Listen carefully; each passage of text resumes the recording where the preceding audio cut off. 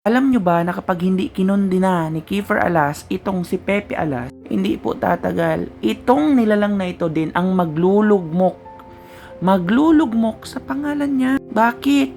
Siya lang naman po ang nagsabi na kulto ang lahat ng fans ni Rene Baterbonia. Kulang na lang daw gawing santo. Uhaw na uhaw daw ang mama nito. Drama queen pa daw. Okay ka lang? Ang sama ng ugali niya. Iisip talaga ng tao, baka talaga may alam si Kiefer Alas. Kasi nga, di ba ang kadugo, masamang tao. Pero Kiefer Alas kung hindi mo naman siya kadugo, please lang, nakakasira ng imahe. Makakadamay ka sa kanya. Sabi daw, pinsan daw to ni Kiefer Alas. O baka nakikipinsan-pinsan ka lang naman? Wala akong pakialam, basta napakapangit ng ugali nito, promise. Sabihan ba naman ang mama na famous, nagluluksa yung magulang? Kung ano ang natatanggap ng magulang, wala kang pakialam kasi hindi niya naman yun hiningi. Naintindihan mo ba? Wala ka rin pakialam sa mga fan.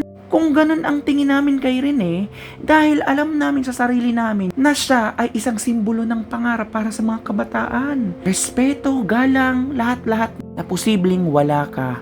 Gusto nyo pang manggigil? Basahin natin tong post nitong nilalang na ito. Nakakapikon. Ready? Ito na. Magandang hapon po, Ginang Rovelyn Baterbonia. Hinighlight or minention niya pa talaga. Papansin. Ako po si Pepe, isang manunulat na nakabase sa Cavite. May nais lang po sana akong sabihin sa inyo kung inyo pong mamarapatin. Hindi na po ako magpapaligoy-ligoy pa. Diretsuhin ko na po kayo. Dati, naawa pa ako sa inyo, pero sa mga pinagsusulat nyo sa inyong FB wall nitong mga nakaraang linggo, nawalan na po ako ng simpatya sa inyo. As if may puso ka. Puro ka-updo. Alam mo ba, dahil napapansin ko na po kayo na ginagamit ang pagpapakita ng awa sa maling paraan. Anong paraan? Bago ang lahat, gusto ko pong ipaalam sa inyo na naiintindihan ko naman ang napaka-ipokrita mo. Pepe, anong naiintindihan? Naiintindihan mo pero hindi mo kinukonsider yung mga rason kung bakit nakakatanggap siya ng mga bagay kahit hindi niya hingiin ito. Huwag kang magkontradict. Sabi mo hindi ka magpapaligoy-ligoy. Huwag ka nang magpaligoy-ligoy. Opo, mahirap mawalan ng anak. Bilang isang ama, iniisip ko pa lang, pinanghihinaan na ako ng loob. See? Pero mali po ang magpapasa rin kayo na may pumatay sa anak ninyong si Ren. Kung hindi nyo po napapansin na may mga natatamaan kayong inosente, how sure are you na inosente sila? Isa lang naman ang absolute fact dito na nawalan siya ng anak. Patay si Rene. Patay, be. Ano pa yung other facts? Wala silang mailagay at mailatag na ebidensya. Walang konkretong istorya na mag-aabswelto sa imahe nila. Intindihan mo ba? Hipokrita. Uulitin ko po, walang pumatay sa... How sure are you? Explain mo yung mga pasa niya, yung itsura niya sa ambulansya. Andun ba si Baldwin? Hinatid ba siya? Sinamahan ba siya sa ospital? Sinamahan ba siya sa morgue? Ay, alam ka ba? Wala akong alam. But yun ang naipapakita sa lehitimong media. Ginagamit mo naman, pero hindi mo naiintindihan. Kahit si Coach Tab Baldwin, na may responsibilidad sa kanya, ay hindi rin kagustuhan na paano ka nakakasiguro? May ebidensya ka ba? Atas lang tayo. Pwede mo yang sabihin, pwede rin naming sabihin ito. Ang lamang lang namin, tinatanggap namin at inuunawa namin ang mga detalye na nakita namin na may mga pasa si Rene at hindi iyon basta-bastang maipapaliwanag lamang na dahil sa pagsagip niya kay Adili at dahil sa hampas ng alon. Okay ka lang, be. Iisip ka ba, Pepe? Si Rene ay namatay sa pagkaluno. Hindi siya pinatay. Sigurado ka ba? Masisiguro lang natin yan kapag nailabas na ang ebidensya. Hayaan mong magluksa ang tao. Hayaan mo lalo na magluksa ang pamilya niya. Wala kang karapatan. Kahit katiting. Kahit katiting, wala kang karapatang kondinahin ang magulang niya. As in, kahit katiting. Pero sila, meron silang karapatang magtanong, mag-demand ng katotohanan. Kasi sila ang pamilya, sila ang nawalan. Naiintindihan mo ba? Giinit ulo ko dito eh.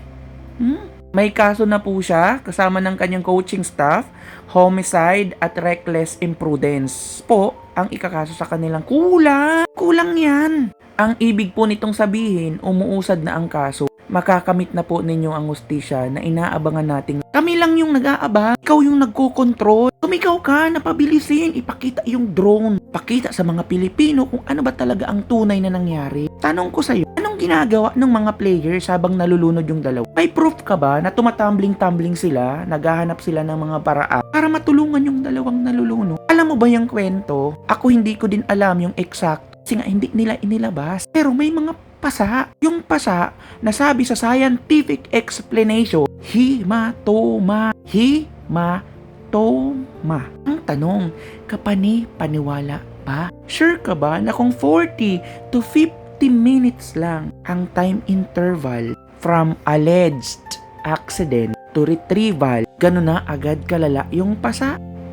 Ganun na kalatay ang pasa? Nakita mo ba? Tiningnan mo ba? Hayaan mo sila. Ang point ko lang dito, hayaan mo ang pamilya. Kung may mga masasabi sila, pabayaan mo sila. Kasi kahit sobrang katiting, wala kang karapatang kondinahin ang pamilya ng mga nawalan. Wala daw masama na humingi ng simpatya sa mga tao. Pero kung ang paghingi ng mga simpatya ay idadaan naman sa mga pasaring dahil nadala lamang sa mga nababasang haka-haka sa internet, o dahil siguro ay nadala na rin kayo sa biglang pagsikat sa social media, ang tigas ng mukha mo. Sobrang mali na ito dahil marami na po kayong naaapakang mga tao. Dahil po sa mga pasaring ninyo at paniniwala sa mga kumakalat na peking balita sa social media, marami tuloy mga tao ang nag-aakusa sa mga taong wala naman talagang ginawang krimen. Unang-una, bago siya magsalita, marami nang lumalabas sa social media, marami nang akusasyon. Bakit? Inalam mo ba? Kasi nga, wala pong nailalabas na konkretong istorya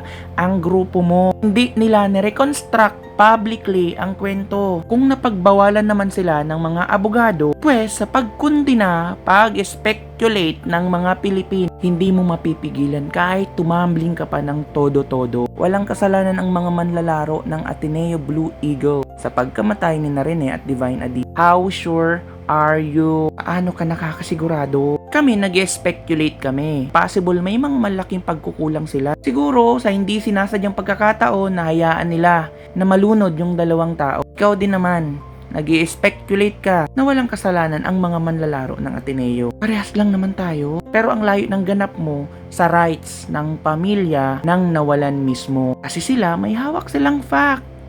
Absolute fact. Namatay ang kanilang anak. Ikaw dila lang, tabil. Yun lang. Ang tunay na may kasalanan ay si Coach Baldwin at ang kanyang coaching staff.